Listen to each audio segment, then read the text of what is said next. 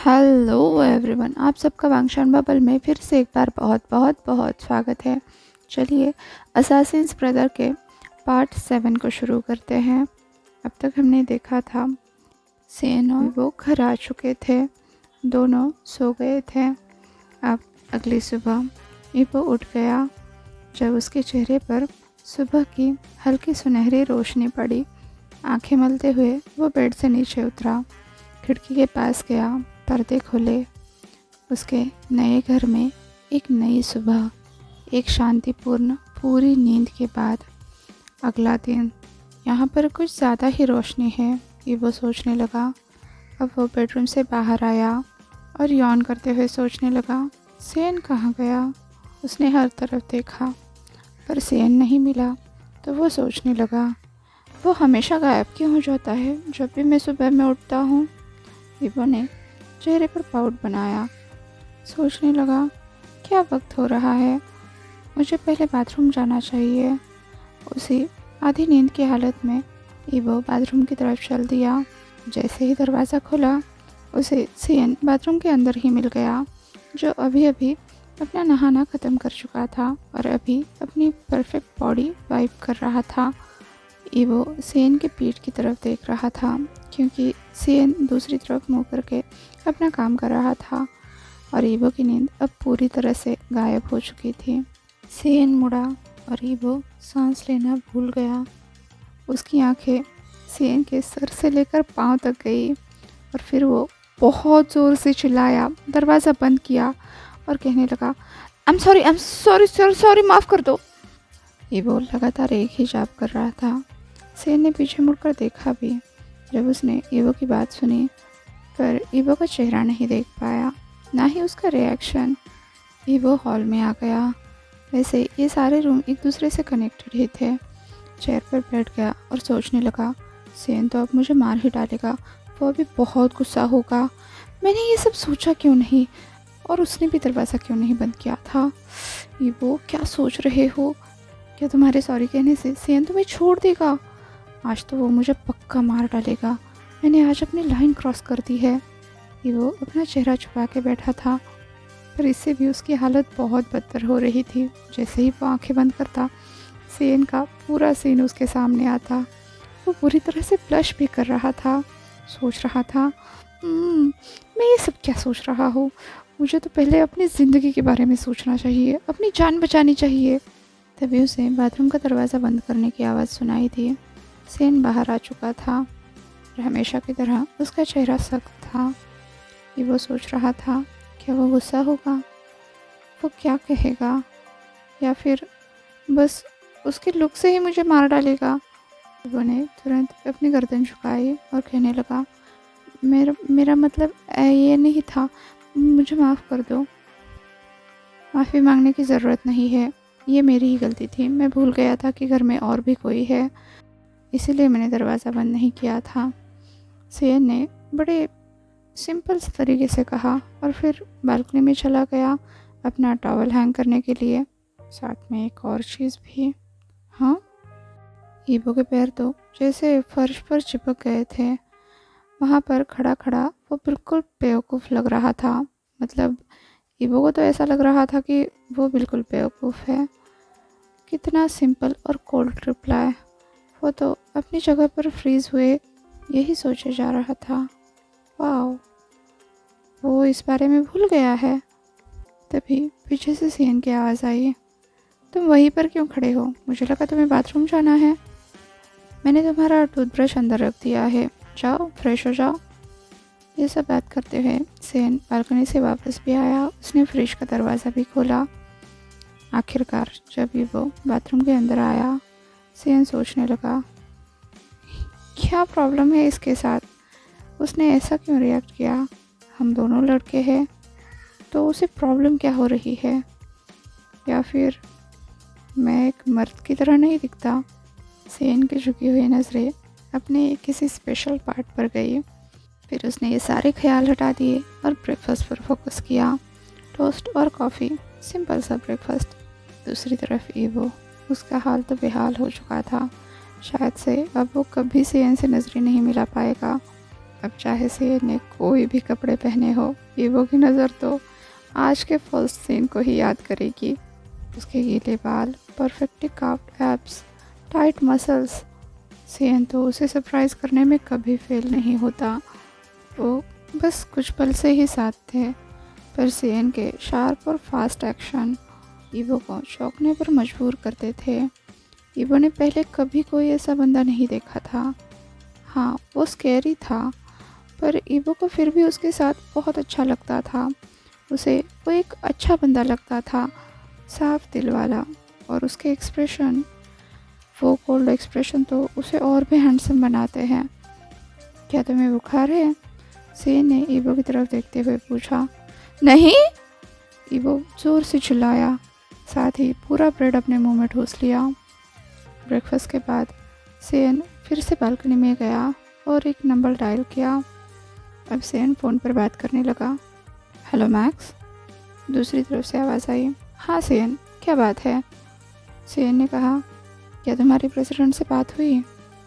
दूसरी तरफ से जवाब आया, ओह हाँ, उस बारे में।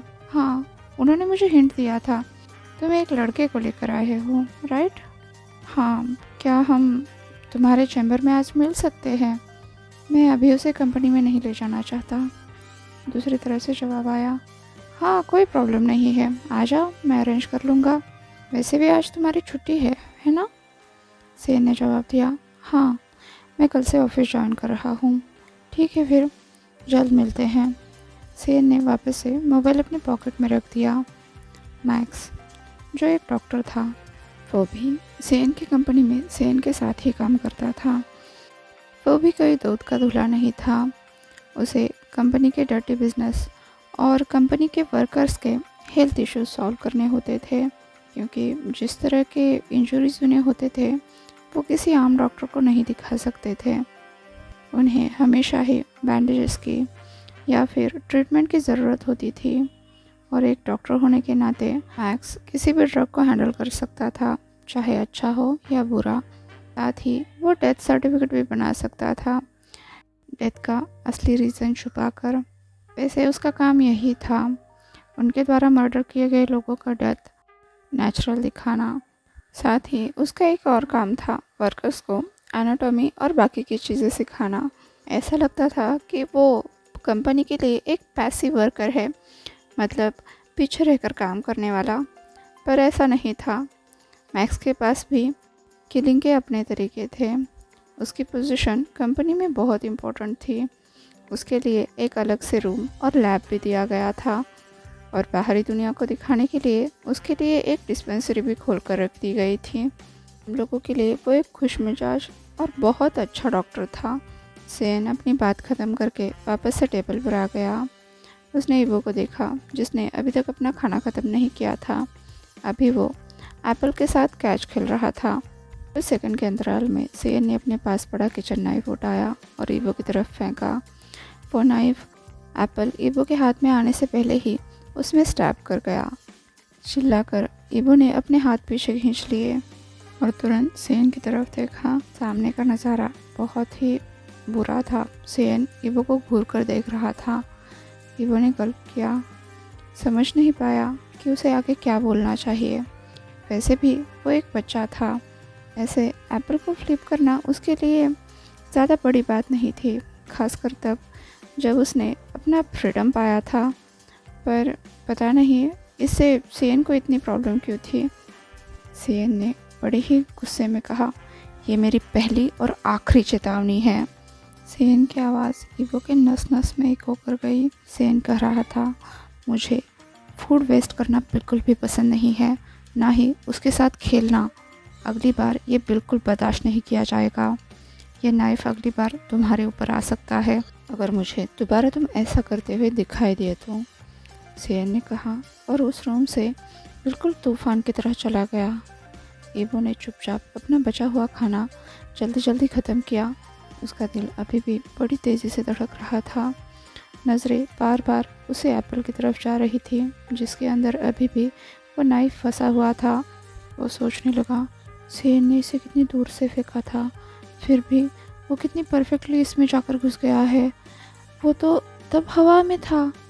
क्या होता अगर इससे मुझे चोट लगती तो? Thank God. उस नाइफ की टिप बहुत अमेजिंग थी, वो परफेक्टली अटक गया। अब ज़ेन और ईवो लगभग दोपहर के 12 बजे मैक्स के चैम्बर में पहुंचे। मैक्स उन दोनों का ही इंतज़ार कर रहा था। उनके जाते ही उसने एक वार्म सी स्माइल के साथ दोनों का वेलकम किया। Hello Zen. हेलो ज़ेन के भाई। हेलो, ईवो ने शॉर्ट में जवाब दिया। ज़ेन ने ईवो के पीठ पर थपथपाया, कहा straight body straight look. Evo ने तुरंत उसकी बात सुनी और बिल्कुल स्ट्रेट खड़ा हुआ। मैक्स ने मुस्कुराकर पूछा, तुम्हारा नाम क्या है? वांग ईवो, ईवो ने जवाब दिया। तो मैक्स ने कहा, ठीक है ईवो, मैं डॉक्टर मैक्स हूँ और मैं तुम्हारा चेकअप करने वाला हूँ। इसके लिए थोड़ा टाइम लगेगा, बी पेशेंट, ठीक है? ईवो ने नोट किया। अब मैक्स ज़ेन को एक साइड ले गया, उसे पूछा, ये लड़का तुम्हें अपने लास्ट ऑपरेशन की जगह पर मिला था ना? हाँ, ज़ेन ने जवाब दिया। मैक्स ने पूछा, अगर तुम उसे अपने साथ लेकर ही आए हो तो तुमने उसके बारे में सब कुछ चेक किया होगा, क्योंकि तुम्हें सेफ खेलना पसंद है, बेवजह के खतरे नहीं लेते तुम।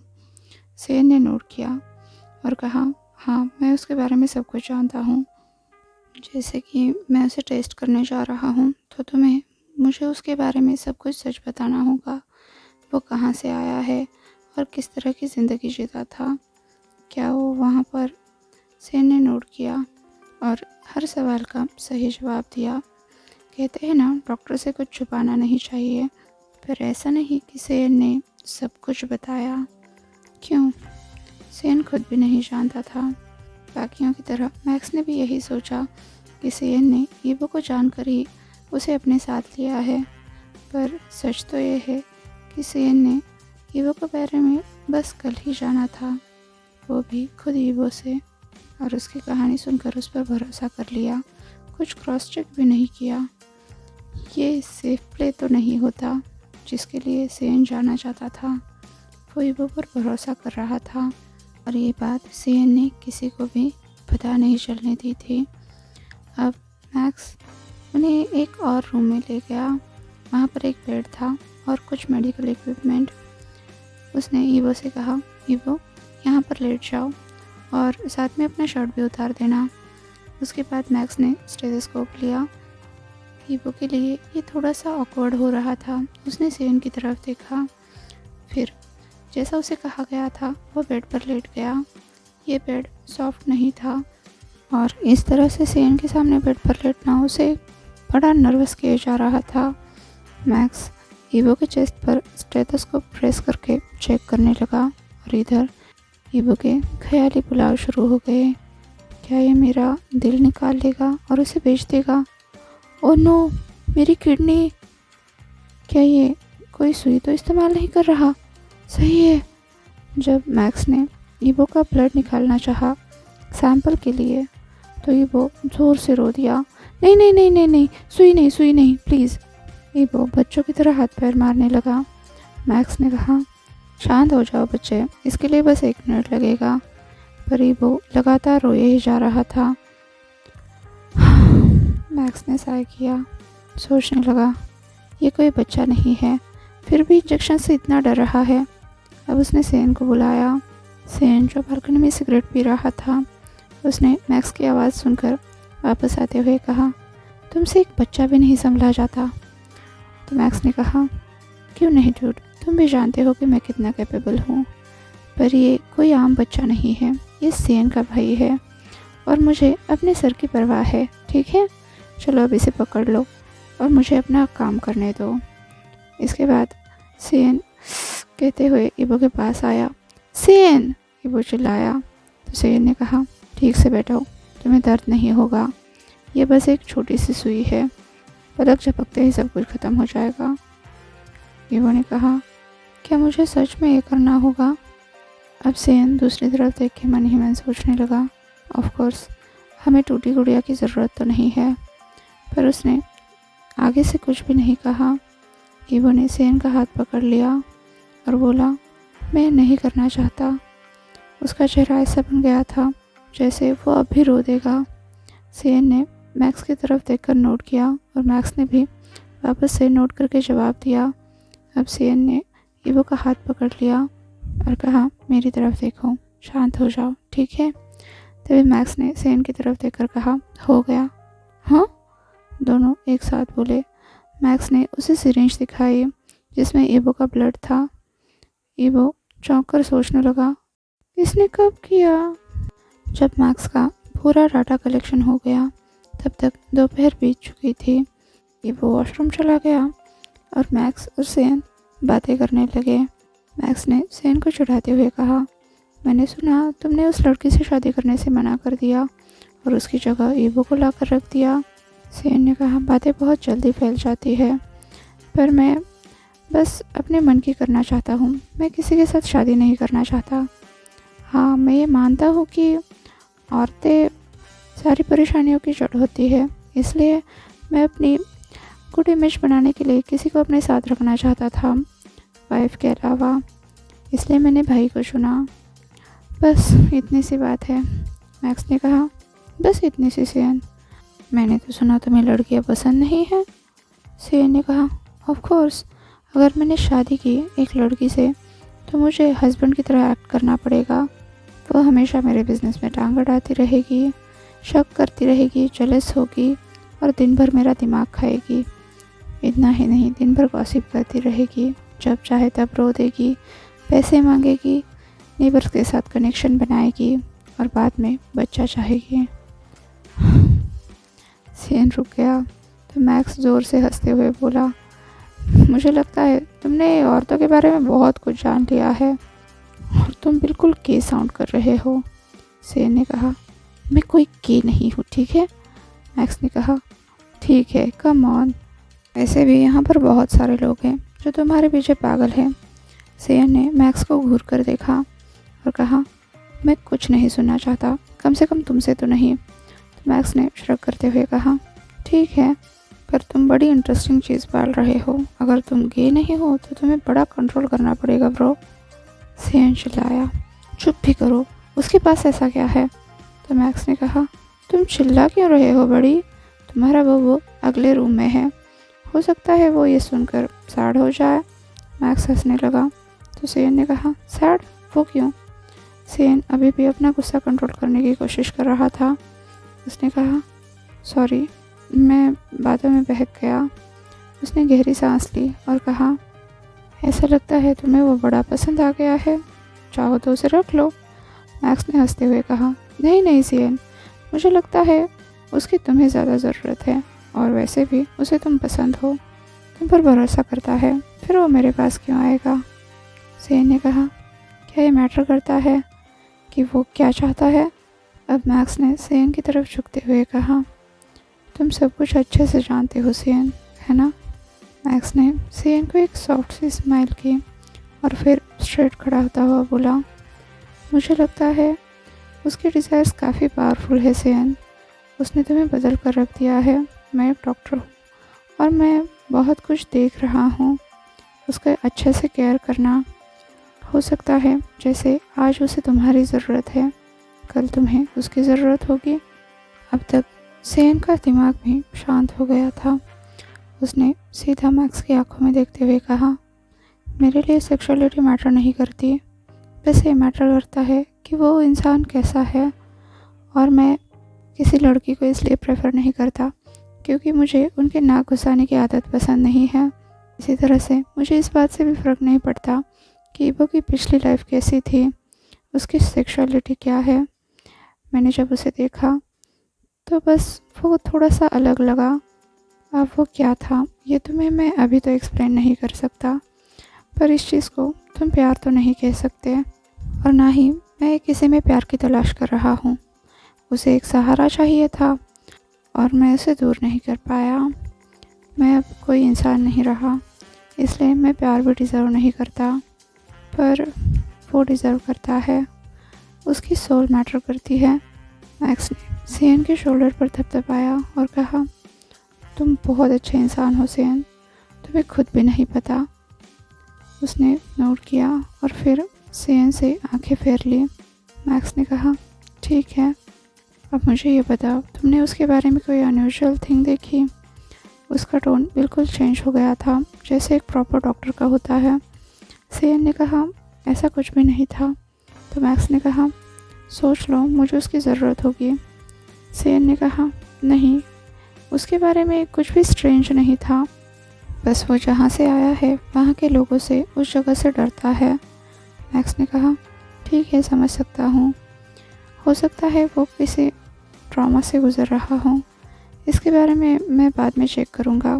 कुछ और है? अब सेयन और भी सोचने लगा। उसने कहा, वो बहुत सोता है, मैं जब भी उसे देखता हूँ उसे सोता हुआ ही पाता हूँ, और बहुत मुस्कुराता भी है। उसकी आंखें हमेशा चमकती रहती है, इतना कि कभी कभी इसे इरिटेट होने लगता है। सेयन के चेहरे से इरिटेशन छलकने लगा और मैक्स इस पर बड़े ज़ोर से हंस दिया। आज के लिए बस इतना ही, आपसे जल्द मिलती हूँ। तब तक के लिए अपना ख्याल रखिए। वीडियो पसंद आया हो तो लाइक, शेयर और कमेंट कर दीजिए। और हाँ, अभी तक चैनल को सब्सक्राइब नहीं किया है तो सब्सक्राइब भी कर दीजिए। और वांगशान बबल में खुश रहिए। Thank you.